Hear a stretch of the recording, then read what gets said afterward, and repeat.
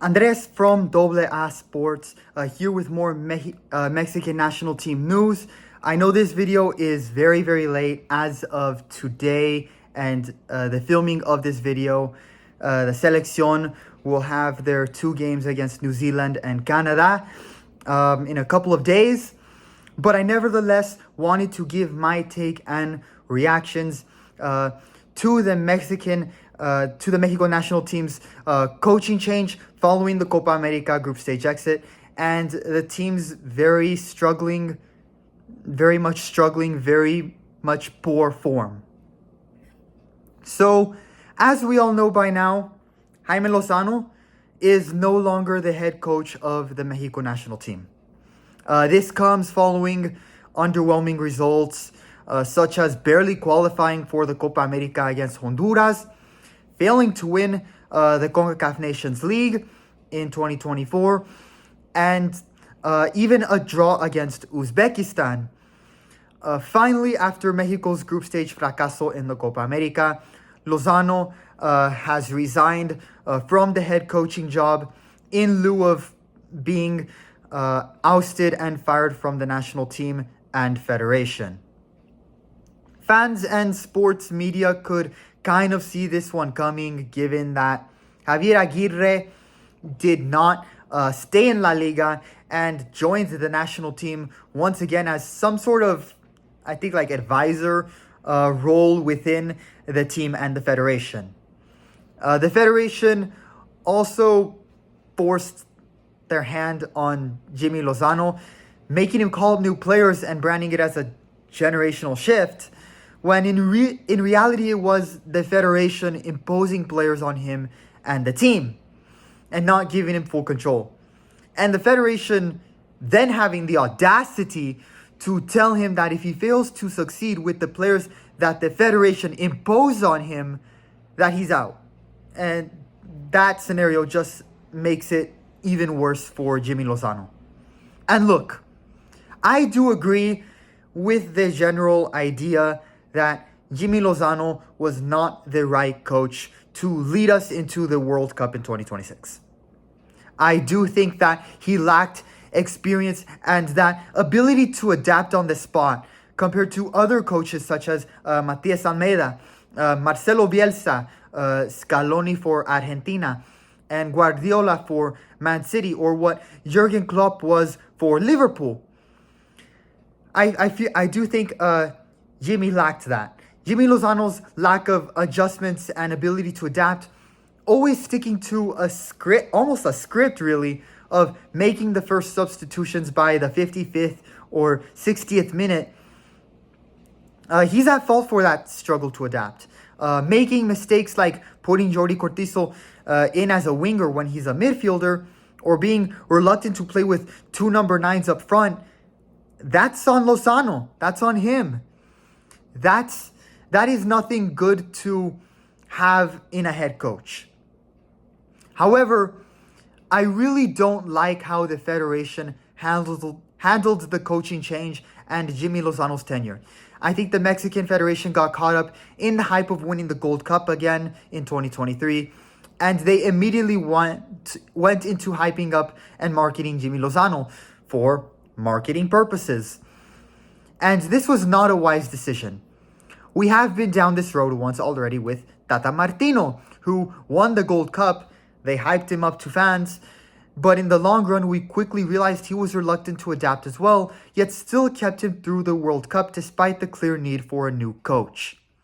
Again, the federation fell to short-term band-aids that provide wins that for fans are the minimum of expectations. Winning the Gold Cup is expected for Mexico, rather than long-term stitches that will lead to better results in the long run to recover from the poor form the national team is in. And then there's what happened entering the Copa America. Javier Aguirre becomes an advisor. And the federation tells Jimmy to bring new players that in truth were never new, just imposed. They also tried to bring in a new assistant coach for Lozano. Essentially, they were trying to strip Jaime Lozano of most control of the team building up to the summer tournament. I mean, if you're going to do all that crap, you might as well have just fired him then and brought Aguirre in. This all ended in Lozano resigning, again, likely in lieu of termination. A coaching change that was coming, that I think was correct to make, but not managed or handled well. And while fans are at a frustrating crossroad with the Mexican Federation, blaming them for this crisis in Mexican football, the FMF, out of either delusion or out of ego, are not taking any responsibility and are once again blaming the head coach. So with that, Javier Aguirre is back as the head coach of the national team. This will be his third tenure with the national team, and he will have former player and team captain Rafa Marquez as the head coach. Oh no, not as the head coach, as the assistant coach. Javier Aguirre will be the head coach. This is a very interesting move in terms of the head coach and assistant coach positions. And there are some pros and cons to this, specifically with Javier Aguirre. Starting off with the negatives. First is that his past tenures have had low points or mistakes. His first tenure as coach saw him lead the team in the 2002 World Cup, where they beat Croatia and tied Italy in the group stage, but then flop against the United States in the infamous 2-0 result. One of Mexico's lowest points, the El 2-0, happened under his watch. Then in 2010, during his second tenure with the Mexican national team, they went out in the round of 16 once again. Well, this time it was kind of expected, given they were facing a rising Lionel Messi and a strong Argentina. There were some questionable decisions he made. His insistence on playing then teamless striker Guillermo Franco, while keeping Man United striker Chicharito on the bench, did bewilder many fans and commentators. The second negative is his other failures as a head coach. During the 2019 Africa Cup of Nations tournament, where he was head coach for Egypt in a tournament where Egypt was the host nation and as of today currently holds the most titles, the Egyptians were eliminated in the round of 16 after dominating their group, only to lose to South Africa, who barely survived the group stage. Aguirre and the entire coaching staff was fired immediately following that loss. No, but what about? No, XYZ, gone, fired. And in the 2015 Asian Cup, while coaching a stacked Japan roster, they lost to the UAE, the United Arab Emirates. That record is nothing positive. And then there's the third negative aspect of this, and that is Mexico going with what they know again, rather than take risk with the unknown. By once again hiring Javier Aguirre, the national team is seeking help from people that did it beforehand, which gives off the feelings of they don't know what else to do. Fans will question when the creativity and innovation on the field will come in, because during the first games, Aguirre will probably go with who he knows and is more comfortable with before making changes. That sadly means we will likely see Jesus Gallardo called up again. We will probably see Romo in the midfield, and probably the worst part, Charlie Rodriguez once again on the squad, and maybe even starting. We might see that because he has coached them before, so he will go with what he knows first and then adapt and make changes. But with only a year and a half left in this cycle before the 2026 World Cup in the that Mexico's hosting, does Mexico really have that kind of time? So those are the negatives. However, I would be lying if I didn't say there are positives to this coaching change. So the first positive thing is that with Aguirre having a much greater coaching resume, along with the leadership that Rafa Marquez can bring, that he once brought when he was the player and captain of the national team, the players will respect this coaching duo, I think, much more than they did Lozano and then the coach before Lozano in Diego Coca. Lozano was kind of, if I had to think of it, like a soft grandfather, while Aguirre can be the tougher uncle figure as a head coach. He's like the honest and tough uncle in comparison to Lozano. And I think that's what the team needs, is that tough coach that gives tough but constructive criticism. Criticism that helps elevate the team and build them up. With Aguirre back and Rafa as assistant coach, that head coach is the problem excuse is gone now. From here on out, it's the hands of either the FMF or the players. If they don't put effort and heart into the national team for these coaches, they won't do it for, frankly, any coach. If they don't respect Marquez and play with passion like he did, and if they don't respect Javier Aguirre, who has coached this team before and has played with Mexico in the 1986 World Cup, then they don't deserve to wear the national team jersey at all. I also would be lying if I only listed Aguirre's losses and called him a failure, as he has shown success as a coach. His most notable success was with Osasuna, leading them to deep runs in the Copa del Rey and to qualify for Champions League football before.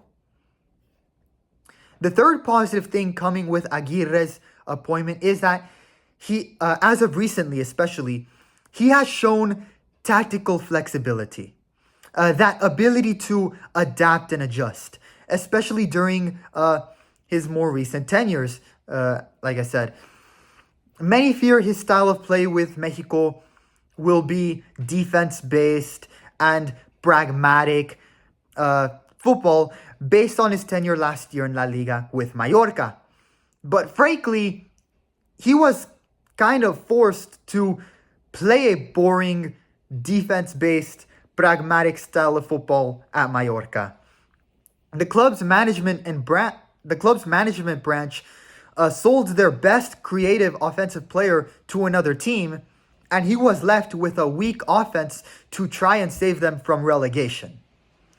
And give him credit, Aguirre still managed to lead this team to keep Mallorca up, despite many expecting them to go down. And this leads to my final positive point with Javier Aguirre's return. Aguirre, unlike Coca or Lozano, is able to adjust and make the most out of a flawed and limited team.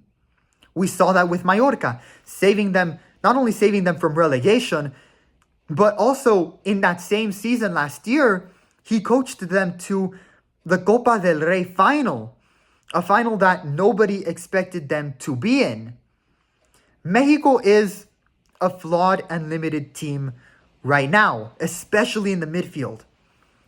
At a time where the Mexican team is in poor form and the state of Mexican football at an international level is in a poor state, and it's just about crisis management 101, having a coach that can make the most out of a flawed and limited team is actually good to have.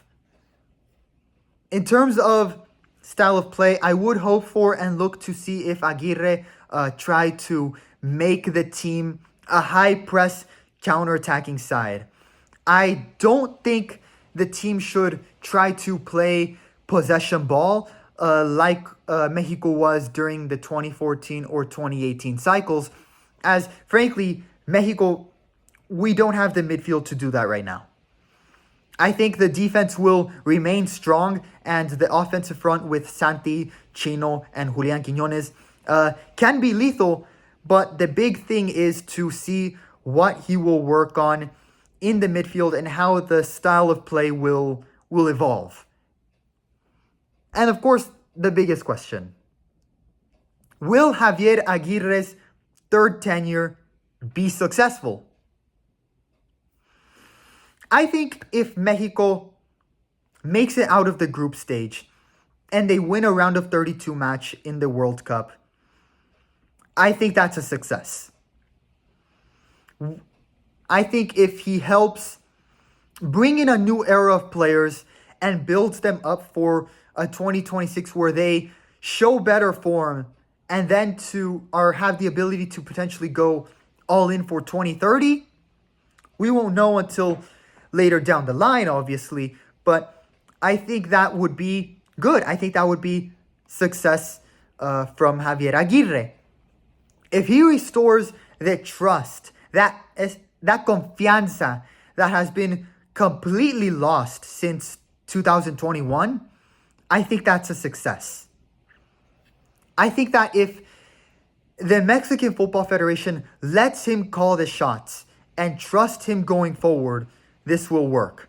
Because at this point, the coach they have hired, which in this case is Aguirre, is the coach that has to lead them throughout the rest of the cycle.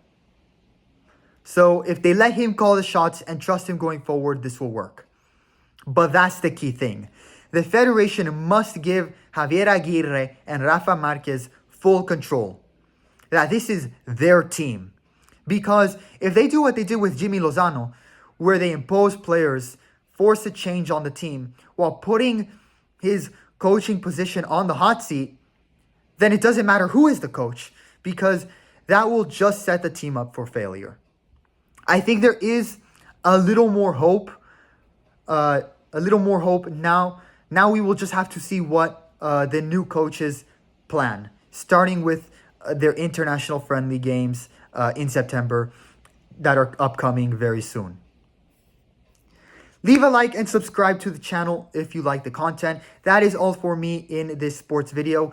Of course, viewers, feel free to put your opinions in the comment section regarding this coaching change. What is your reaction to it? I would love to hear that kind of feedback.